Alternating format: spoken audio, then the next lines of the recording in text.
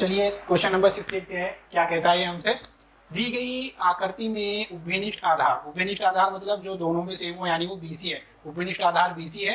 रेखा BC के विपरीत दो समद्विबाहु त्रिभुज PBC और QBC है। तो PBC ये रहा आपका और QBC ये रहा। आपको ये चित्र दे रखा है सवाल के अंदर। त्रिभुज कैसे है? समद्विबाहु त्रिभुज है। समद्विबाहु त्रिभुज आप जानते हो, ऐसा त्रिभुज जिसके अंदर दो भुजाएं क्या होती है? समान होती है। ठीक है। सिद्ध कीजिए कि P और Q को मिलाने वाली रेखा यानी P और Q को मिलाने वाली ये जो रेखा है ये BC को समकोण पर क्या करती है? समद्विभाजित करती है। समकोण का मतलब है 90 डिग्री पर ये BC को क्या करती है? डिवाइड करती है यानी लंबअर्धक करती है।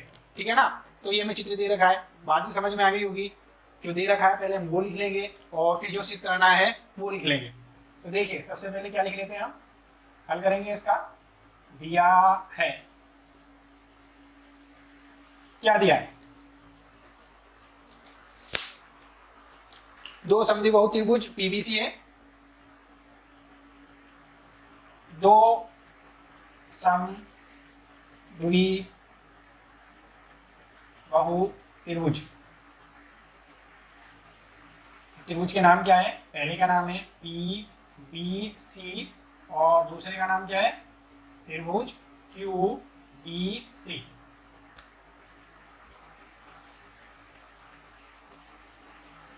BC के क्या है? विपरीत स्थित है। BC के विपरीत स्थित है, विपरीत है, बस ऐसा कह लो। ठीक है, ये बात होगी। सिद्ध क्या करना है वो लिख लेंगे,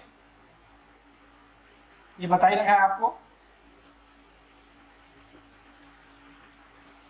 सिद्ध क्या करना है?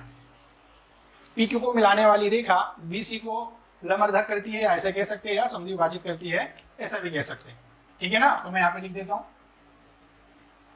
PQ को, P और Q को मिलाने वाली रेखा BC को लंबअर्धक करती है, लंबअर्धक करती है। लंबअर्धक करना मतलब समकोण पर समद्विभाजित करती है। ठीक है ना। ओके, यहाँ पे हम सेंटर ले लेते हैं, वो ले लेते हैं। क्लियर है जी। अब देखते हैं उत्पत्ति। तो उत्पत्ति क्या है? सीधी सी बात, बिंदु जो P है, बिंदु P बिंदुओं B और C से समदूरस्थ है।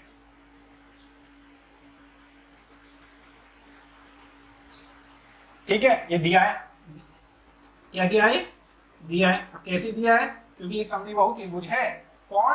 कि त्रिभुज PBC क्या है? समद्विबाहु त्रिभुज है। और समद्विबाहु त्रिभुज में क्या रहता है? दो भुजाएं क्या रहती है? बराबर रहती है। इसलिए हमने बोल दिया कि PB किसके बराबर है? BC के बराबर है, क्योंकि ये समद्विबाहु त्रिभुज है। अच्छा ठीक है। अब देखिए, अगर आप परिमेय नंबर 10.1 के बारे में सोचें, जो भाई पता है, इतना पढ़ लिया, हमें पता होगा कि अगर कोई पॉइंट अन्य दो बिंदु से, अगर कोई बिंदु अन्य दो बिंदु से समान दूरी पर होता है तो इस बिंदु से डाला गया लंब इसको क्या करेगा?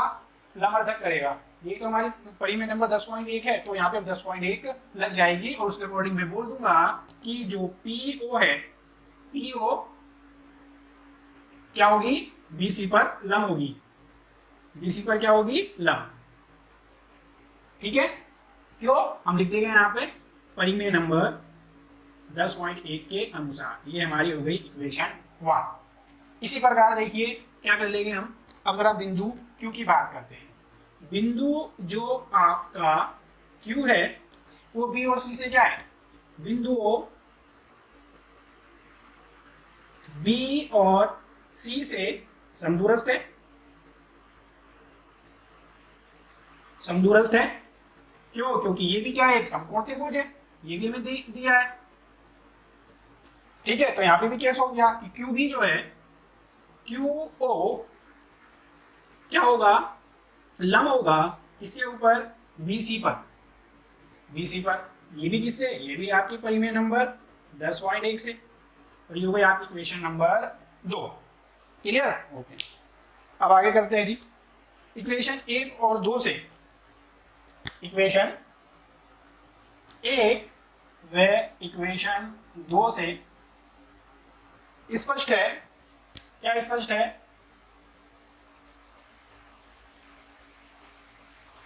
कि पी क्यू को मिलाने वाली रेखा पी क्यू जो रेखा है आधार BC पर या आधार BC का समद्विभाजित आधार BC को ऐसे लिख लेते हैं, आधार BC को समकोण पर समद्विभाजित करती है। ठीक है, क्लियर? क्योंकि सीधी सी बात है कि देखिए अगर P जो है वो बिंदुओं से समान दूरी पर और C से समान दूरी पर है तो परिमेय नंबर 10.1 लग गई। 10.1 के अनुसार P और O क्या होगा? BC का लंबवर्धक करेगा। ठीक है, ओके। ऐसे हमने क्या कहा, Q जो है वो भी क्या है? P और C से क्या है? समान दूरी पर है। क्यों है समान दूरी पर? क्योंकि दिया गया है ये समद्विबाहु त्रिभुज है। ठीक है, इसलिए हमने क्या करा, ये बोला कि Q जो O है वो क्या होगा? इसके ऊपर BC के ऊपर लंब होगा, इसको समद्विभाजित करेगा। परिमेय नंबर 10.1 से एक। अच्छा, OP भी इसको लंबवर्धक कर रहा है और QP भी इसको लंबवर्धक कर रहा है, इसलिए P और Q जो आपकी ये रेखा बनी ये भी क्या करेगी? BC को समकोण पर समद्विभाजित करेगी। क्लियर? सीधा सिंपल सा सवाल है, इसको टाल लीजिए, फिर हम अगला करेंगे। हाँ तो बच्चों सवाल नंबर 7 क्या है? देखो, दी गई आकृति में उभयनिष्ठ आधार, दी गई आकृति आपके सामने ये रही।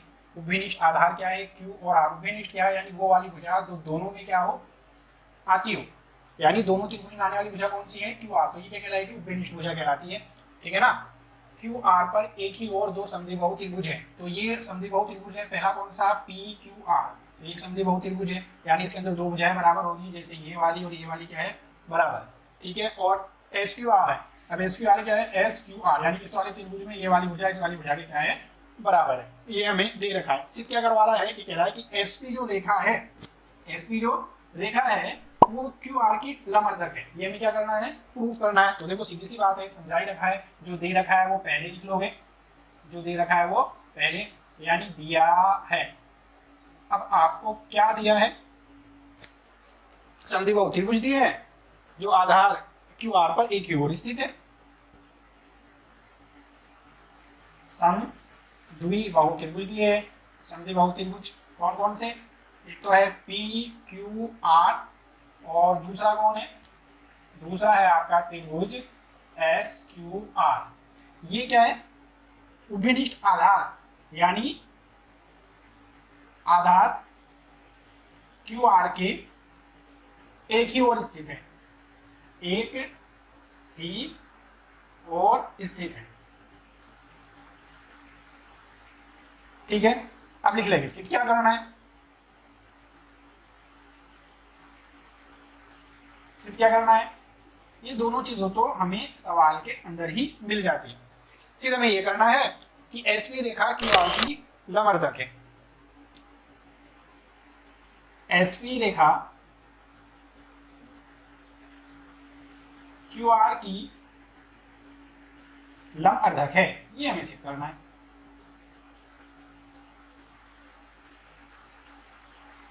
क्या करेंगे? उत्पत्ति कर ले।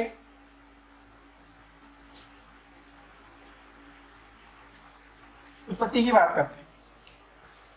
दे क्या रखा है? दे रखा है कि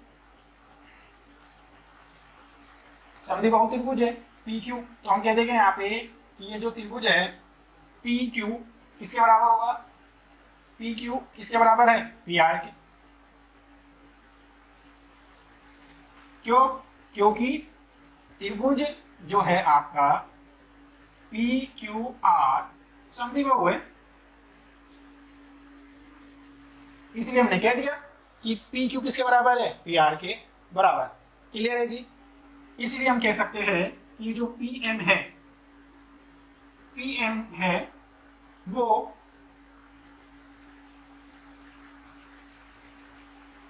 QR का लंबवर्धक है।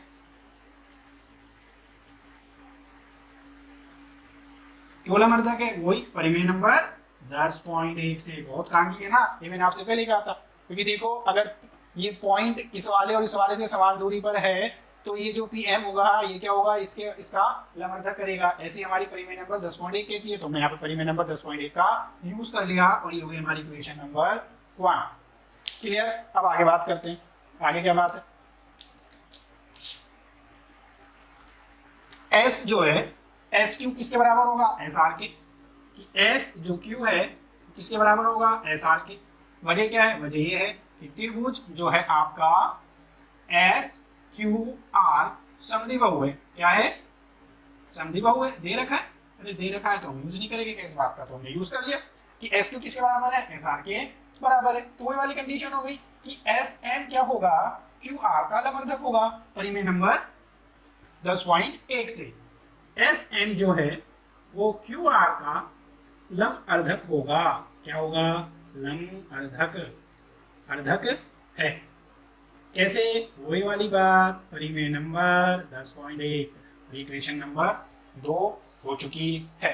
देखो जितना इजी हो सकता था ना मैंने उतना इजी करके करा रहा हूँ ये आपको। किताब में देखोगे ना बड़ा लेंथी है, फिर भी मैंने बहुत ही इजी करके कराया है।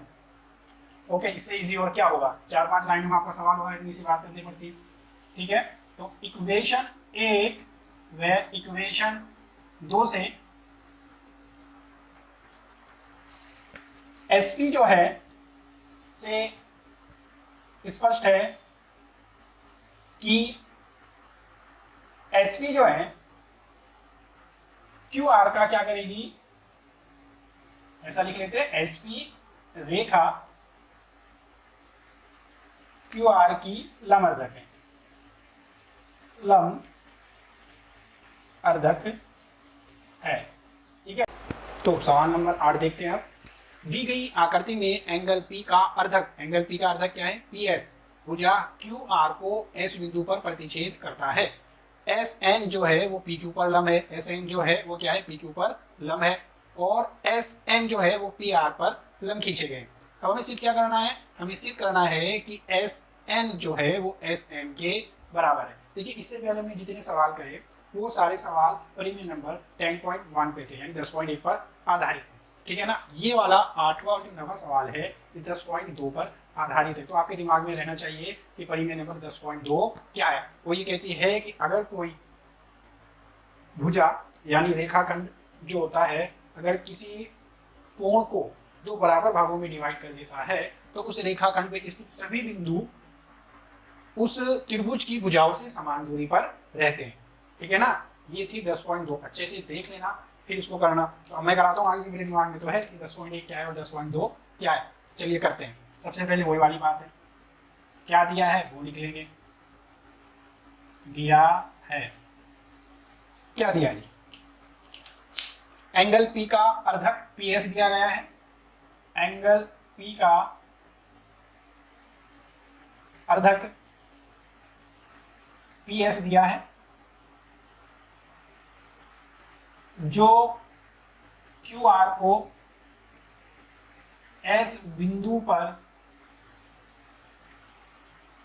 प्रतिच्छेद करता है। ये दे रखा है। ठीक है, साथ में भी क्या दिया गया है कि एस एन जो है वो पी क्यू पे लंब है और एस एन जो है वो पी आर पे लंब है। सिद्ध क्या करना है,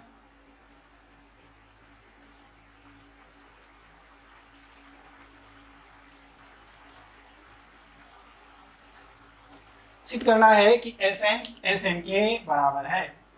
एस एन के बराबर है, ये हमें सिद्ध करना है। उत्पत्ति कर लेंगे।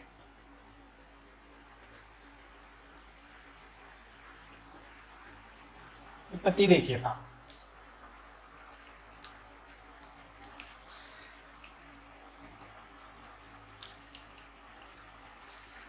एंगल कह लेते हैं Q P S. Angle Q P S किसके बराबर है, एंगल आर पी एस के। समझ में आ रहा है, यानी ये वाला एंगल इस वाले एंगल के बराबर है। अगर किसी को ऐसे लिखने में दिक्कत आ रही है तो मैं इसको 1 नंबर और इसको 2 नंबर दे दूं, और इसको ऐसे भी लिख सकते थे कि एंगल 1 किसके बराबर है, एंगल 2 के बराबर है। देखिए यहाँ डाल देता हूँ कि एंगल 1 किसके बराबर है, एंगल 2 के बराबर। आप ऐसे भी इसको लिख सकते हो, ठीक है। अच्छा जी, क्यों बराबर है, क्योंकि हमने यहाँ पे दिया गया है कि P का अर्धक क्या है, PS है, इसलिए दोनों एंगल भी क्या हो गए, बराबर हो गए, ठीक है ना। ओके, यहाँ पे हम लिख देंगे दिया है।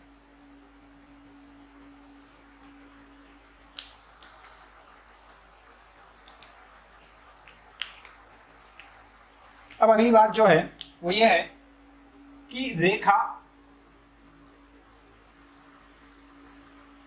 रेखाखंड PS पर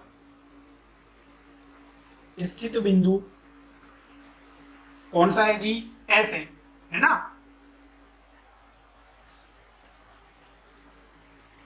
भुजा PQ और PR से समदूरस्थ होगा, क्यों होगा, परिमेय नंबर 10.2 के अनुसार। आगे बात समझ में, ओके, बात समझे। 10.2 यही कहती है कि अगर कोई रेखाखंड या कोई किरण या कोई लाइन किसी कोण को 2 बराबर भागों में बांट रही है तो इस रेखा पर स्थित बिंदु प्रत्येक त्रिभुज की इन भुजाओं से क्या रहेगा, समान दूरी पर रहेगा। ये आपकी 10.2 है, इसलिए मैंने ऐसा लिख दिया है 10.2 का रेफरेंस देके कि रेखाखंड PS पर स्थित बिंदु S भुजा PQ और PR से समदूरस्थ होगा, ठीक है। ओके, अतः यदि सी बात है कि समदूरस्थ है तो SN और SM क्या है, लंब है। ये भी हमें दे रखा है कि SN जो है वो लंब है किसके ऊपर, PQ के ऊपर, और इसी प्रकार जो SM है वो भी लंब है किसके ऊपर, PR के ऊपर। अतः क्या, अतः SN बराबर होगा SM के, और ये हमें क्या करना था, प्रूफ करना था, तो ये हो गया आपका हैंड्स प्रूफ। सीधी सी बात है, परिमेय के अकॉर्डिंग हम इसको कर देते हैं।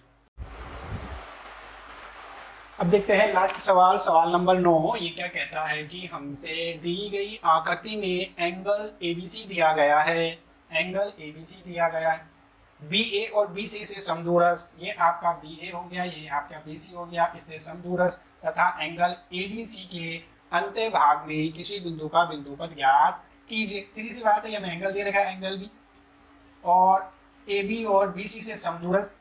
दूसरी कंडीशन ये है कि AB के अंत्य भाग में ABC पढ़ना आता है ना, एंगल ABC का मतलब क्या है, जो बीच में वर्ड लिखा हुआ है वहां पे एंगल बनना है, तो बीच में वर्ड कौन सा लिखा हुआ है, B, यानी B पे एंगल बनना है। इसके अंत्य भाग में किसी बिंदु का बिंदुपथ ज्ञात कीजिए, ठीक है ना। ये देखो सीधी सी बात है, कोण का क्या करना पड़ेगा, मेरे को बराबर भागों में डिवाइड करना पड़ेगा। एक ऐसी किरण, एक ऐसी लाइन, और यहाँ से एक ऐसा रेखाखंड खींचना पड़ेगा जो इस वाले एंगल को 2 बराबर भागों में बांट दे। अगर ये 60 डिग्री का हो तो उसको 30 का कर दे, ठीक है ना। तो वो रेखाखंड क्या कहलाएगा, इसका बिंदुपथ कहलाएगा। यही क्या है, आपकी परिमेय नंबर 10.2 है, ठीक है, क्लियर, सही है। तो मैं सीधा सीधा ऐसे भी जानता, फिर भी हम आपको बना के बता देते हैं। यानी एक ऐसी किरण जो क्या करेगी, इस एंगल B को 2 बराबर भागों में डिवाइड कर दे। तो किरण मैंने समझा रहा कि आपको किरण क्या होती है, रेखा क्या होती है, हर चीज है ना, तो समझ में आ गया होगा वैसे ही आपके। तो ये हो गई क्या, ये किरण की रेखा है, क्या है, ये आपकी किरण है, P से स्टार्ट हो रही है, उधर को आगे जा रही है, ठीक है ना। ओके, तो खास बात क्या है, खास बात ये है कि ये वाली जो रेड कलर की किरण है, ये B को 2 बराबर भागों में बांट दिया। जैसे मैंने आपको समझाया था, अगर ये पूरा 60 डिग्री का हो तो ये 30 का कर दिया। तो ये वाली जो किरण है, इस किरण पर स्थित कोई भी बिंदु जो होगा वो BA और BC से समान दूरी पर रहेगा। जैसे मैंने ये यहाँ पर पॉइंट ले लिया, तो ये पॉइंट क्या होगा, BA से जितनी दूरी पर है उतना ही BC से होगा। यानी अगर यहाँ से यहाँ तक के बीच की दूरी कितनी है, 3 सेंटीमीटर, तो यहाँ से यहाँ तक के बीच की दूरी भी कितनी होगी, 3 सेंटीमीटर। शर्त यह है कि इस बिंदु से इस पर लंबी डाला जाए, ठीक है ना, ठीक है। तो हमसे तो खाली बिंदुपथ के बारे में पूछा था, तो आंसर इसका, तो आंसर क्या होगा, इसका आंसर एक ही लाइन में होगा, वो मैं लिख देता हूँ, समझा मैंने आपको दिया है, ठीक है ना। बिंदुपथ पूछा है तो बिंदुपथ कैसा होगा, बिंदुपथ, हाँ जी, एंगल ABC का समद्वि भाजक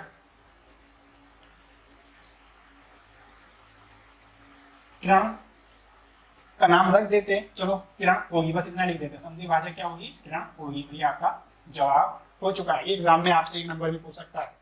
तो अब मैं आपको बता देता हूँ कौन कौन से क्वेश्चन आपको ज्यादा अच्छे से करने हैं, बाकी तो सारे करेंगे जितनी मैंने आपको करा दिए हैं, ठीक है ना। फिर भी उदाहरण नंबर 10.1 का जो है उदाहरण नंबर 2 आपको करना है। प्रश्नमाला की बात करें तो पहला, छठा, 7वां, 8वां, 9वां क्वेश्चन। विविध की बात करें तो विविध में पहला, तीसरा, चौथा, 5वां और आपका 8वां क्वेश्चन, ठीक है ना। ये मेरी तरफ से पूरा हो चुका है। 10 चैप्टर नंबर जो 10 है वो पूरा कंप्लीट हो चुका है। कर लेना, अच्छे से प्रैक्टिस कर लेना इसकी। देखो पिछली बार क्या हुआ था कि जब लॉकडाउन लगा था ना, तो जैसे ही पेपर पोस्टपोन हुए, मतलब डिले कर दिए, तो बच्चों ने क्या सोचा है कि पेपर लेंगे नहीं, अब तो हम ऐसे ही पास कर देंगे, और वो क्या है पेपर ले लिए थे। तो आप लोग अपनी तैयारी अच्छे से करके रखना। काफ़ी अच्छा अपॉर्चुनिटी भी कि आपके पास टाइम मिल रहा है, खूब अच्छे से आप तैयारी कर सकते हो, कोई प्रॉब्लम भी नहीं है। आराम से सवाल निकालते रहो, 2-3 घंटे पढ़ते रहो, आपके इंशाल्लाह अच्छा रिजल्ट आ जाएगा, ठीक है ना। तो तैयारी आप करते रहना। कभी यही सोच के बैठ जाओ कि नहीं अब तो ये पोस्टपोन हो गया, अब तो हम ऐसे प्रमोट हो जाएंगे और सीधे सीधे 11वीं में पहुँच जाएंगे, ठीक है। पेपर ले लिए जाते हैं और चांसेस है लेने के, तो इसलिए आप अच्छे से घर पे तैयारी करो इसकी। अगर आपको हमारी वीडियो पसंद आई तो चैनल को सब्सक्राइब करें, वीडियो को लाइक करें और अपने दोस्तों में शेयर करें, जिससे ये वीडियो ज़्यादा से ज़्यादा लोगों तक पहुँचे। Thank you for